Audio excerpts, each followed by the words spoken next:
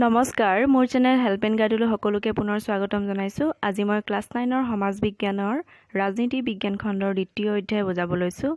আজিৰ বিষয়টো হৈছে সংসদীয় চৰকাৰ। সংসদীয় চৰকাৰ হৈছে কাৰ্যপালিকা আৰু বিধানমণ্ডলৰ ওপৰত ভিত্তি কৰি যি চৰকাৰ গঠন হয়। এই শ্ৰেণীৰ চৰকাৰৰ জন্মস্থান হৈছে ইংলেণ্ড আৰু এই চৰকাৰৰ ৱেষ্টমিনিষ্টাৰ মডেল চৰকাৰ বুলিও কোৱা হয়। ইয়াৰ বৈশিষ্ট্যসমূহ হৈছে দুজন মুৰব্বী।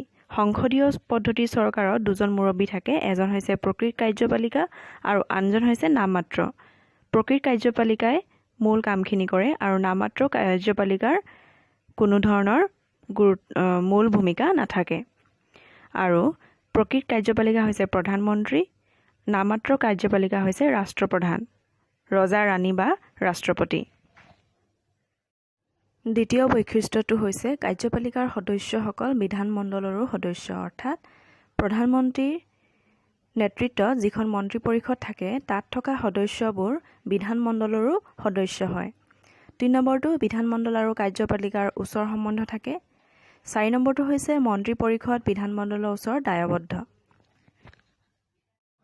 সংসদীয় পদ্ধতিৰ চৰকাৰত কাৰ্যপালিকা সকলো কাম কৰাৰ বাবে বিধানমণ্ডলৰ ওচৰত দায়বদ্ধ থাকে আৰু বিধানমণ্ডলে অবিশ্বাস প্ৰস্তাৱ গ্ৰহণ কৰিলে মন্ত্ৰী পৰিষদে পদত্যাগ কৰিবলৈ বাধ্য হয়। মন্ত্ৰী পৰিষদৰ সামূহিক দায়বদ্ধতা। এই পদ্ধতিৰ চৰকাৰত মন্ত্ৰী পৰিষদখন সামূহিকভাৱে বিধানমণ্ডলৰ ওচৰত দায়বদ্ধ হয়। যদি মন্ত্ৰী পৰিষদৰ এজন সদস্য বিফল হয় তেতিয়া সকলো সদস্য বিধানমণ্ডলৰ ওচৰত দায়বদ্ধ হয়। সংসদীয় পদ্ধতিৰ চৰকাৰৰ গুণবোৰ হৈছে কাৰ্যপালিকা আৰু বিধানমণ্ডলৰ মাজত সুসম্পৰ্ক থকাৰ বাবে এই চৰকাৰে সহজে যিকোনো সমস্যা সমাধান কৰিব পাৰে। আন এটা হৈছে বিধানমণ্ডলৰ ওচৰত এই চৰকাৰ দায়বদ্ধ হোৱাৰ বাবে দেশ আৰু জনগণৰ স্বাৰ্থৰ বিপৰীতে কোনো ধৰণৰ কাম কৰিব নোৱাৰে।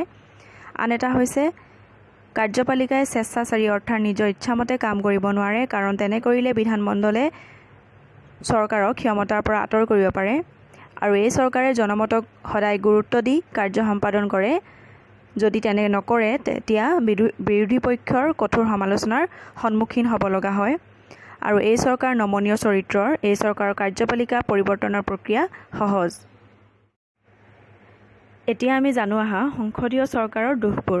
এই চৰকাৰত মৰ্চা চৰকাৰ গঠন হ'ব পাৰে, কাৰণ যেতিয়া কোনো এটা দলে বিধানমণ্ডলত সংখ্যাগৰিষ্ঠতা অৰ্থাৎ অধিক ভোট পাই চৰকাৰ গঠন কৰিব নোৱাৰে তেতিয়া মৰ্চা চৰকাৰ গঠন হয়। মৰ্চা চৰকাৰ হৈছে অস্থায়ী আৰু যিকোনো সময়তে ৰাজনৈতিক সংকট সৃষ্টি কৰিব পাৰে আৰু সেয়ে মৰ্চা চৰকাৰ গঠনটো ইয়াত দোষ বুলি কোৱা হৈছে। আন এটা হৈছে এই চৰকাৰত মন্ত্ৰীসকল বিভাগীয় কাম কাজত পাকৈত নহয় আৰু সেয়ে তেওঁলোকে আমোলাসকলৰ ওপৰত নিৰ্ভৰ কৰি কাম কাজবোৰ কৰে। চৰকাৰৰ কাম কাজত আমোলাসকলৰ প্ৰভাৱ বেছি হয় আৰু চৰকাৰখনে আমোলাতান্ত্ৰিক চৰকাৰৰ ৰূপ লৈগৈ। 3 নম্বৰ দোষটো দিছে ক্ষমতাৰ পৃথকীকৰণ নীতি নথকাৰ বাবে এই চৰকাৰৰ মন্ত্ৰী পৰিষদৰ হাতত বিধায়িনী আৰু কাৰ্যকৰী ক্ষমতা থাকে, যাৰ ফলত এই চৰকাৰে এটা সময়ত একনায়কত্ববাদী চৰকাৰলৈ পৰিৱৰ্তন হ'ব পাৰে। এই শাসন ব্যৱস্থাত দলীয় প্ৰথাই বিশেষ গুৰুত্ব লাভ কৰে।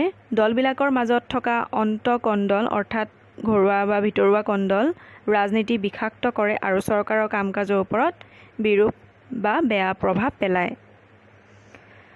শেষৰটো হৈছে সংসদীয় পদ্ধতিৰ চৰকাৰৰ বিৰুদ্ধে উত্থাপিত হোৱা আন এটা অভিযোগ হ'ল এনে চৰকাৰৰ বিধানমণ্ডলৰ সদস্যসকল এবাৰ নিৰ্বাচিত হৈ অহাৰ পিছত তেওঁলোকে জনস্বাৰ্থ অৱজ্ঞা কৰিলেও পুনৰ নিৰ্বাচন নহালৈকে ভোটাৰসকলে কোনো কাৰ্যকৰী ব্যৱস্থা হাতত ল'ব নোৱাৰে। ফলত ভোটাৰসকলে তেওঁলোকৰ দ্বাৰা নিৰ্বাচিত প্ৰতিনিধিসকলৰ কুকৰ্ম বহুদিন সহ্য কৰি থাকিব লগা হয়। যেতিয়ালৈকে পুনৰ নিৰ্বাচন নহয় তেতিয়ালৈকে জনগণে সেই প্ৰতিনিধিসকলৰ কুকৰ্মবোৰ সহ্য কৰি থাকিবলগীয়া হয়।